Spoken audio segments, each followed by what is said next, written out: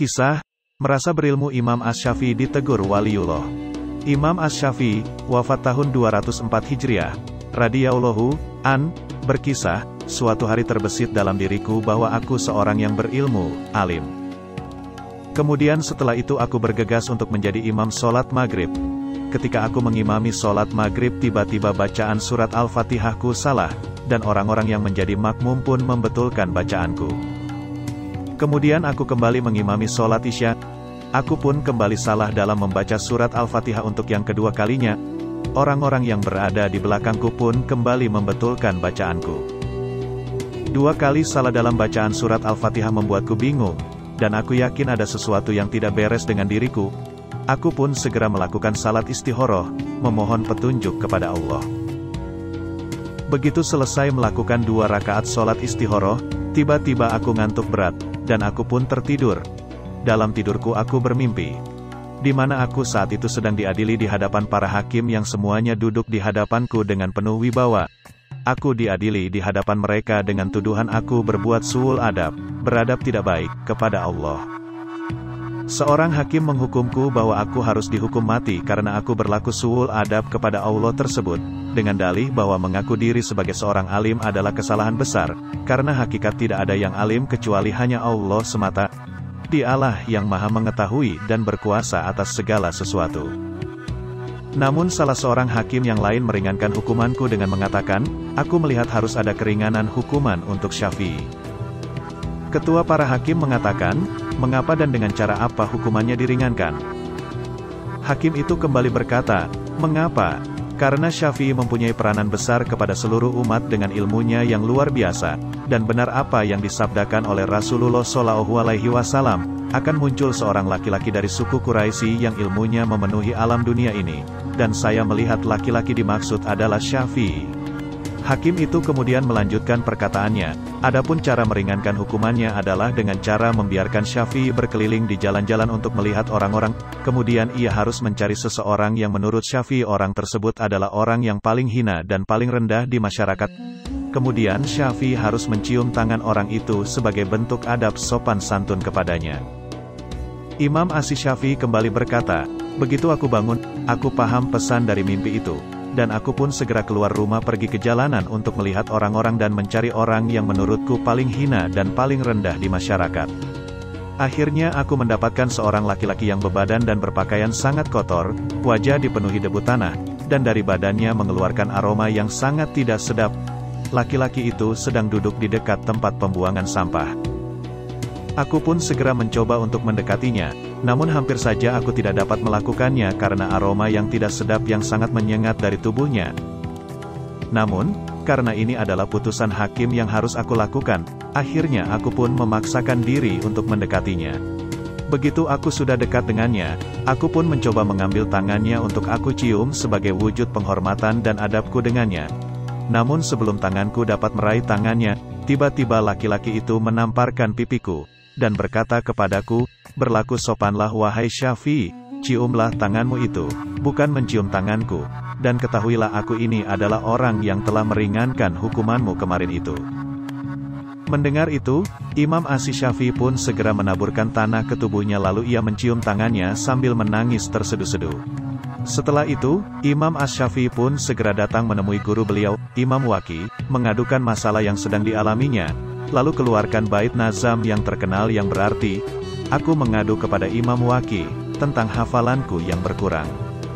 Beliau kemudian menasehatiku agar aku meninggalkan perbuatan maksiat.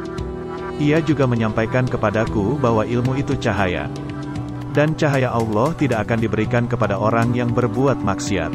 Diambil dari salah satu dar majelis ilmu yang disampaikan oleh Ustadzul Jalil, Maulana Profesor Dr.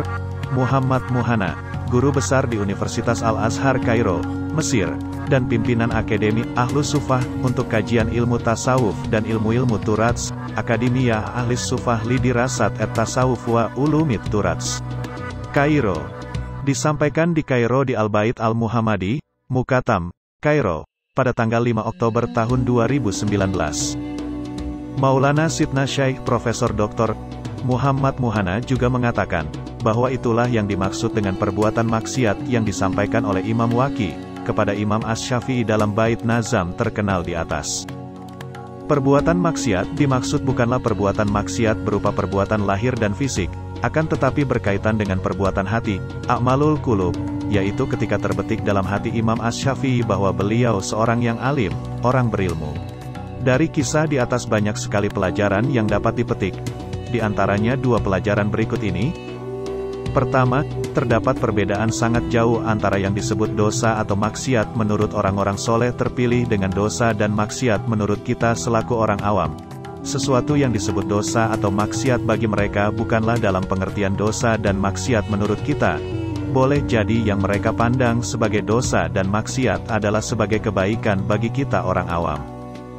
Karena itu, para ulama, di antaranya disampaikan oleh Imam Badruddin Al-Aini dalam Umdatul Qori, 7/180, Imam Al-Kastalani dalam Irsyadus Sari, 5/151, mengatakan, Hasanatul Abror Sayyatul Muqarrabin. Kebaikan orang-orang baik adalah kesalahan orang-orang terpilih. Kedua, tidak diperbolehkan berlaku sombong dan memandang rendah, remeh, dan hina siapapun dari makhluk Allah, karena boleh jadi orang yang kita pandang hina, rendah, dan tidak ada apa-apanya, namun di hadapan Allah ia orang mulia, bahkan boleh jadi ia di antara wali Allah, min auliyaillah.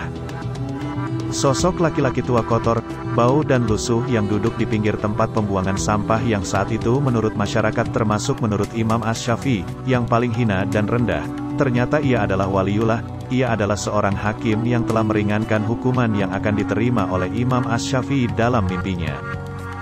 Karena itu, Imam Al-Ghazali bertutur dalam kitab Bidayatul Hidayah, hal 60. Setiap orang yang memandang dirinya lebih baik dari satu makhluk Allah, maka ia adalah orang yang sombong. Kemudian beliau juga bertutur, seyogyanya manakala Anda melihat seseorang siapapun dia, tanamkan dalam diri Anda bahwa dia lebih baik dari Anda. Semakna dengan apa yang disampaikan oleh Imam Al-Ghazali, Maulana Sidna Syekh Dr. Yusri Jaber, salah seorang syekh soleh ternama dari Al-Azhar Mesir, dalam salah satu dar pengajian, ilmunya memberikan nasihat sangat agung. Manakala kamu keluar rumah, tanamkan dalam diri bahwa semua makhluk yang dilihat adalah wali Allah, kecuali satu yang bukan wali Allah, yaitu diri saya.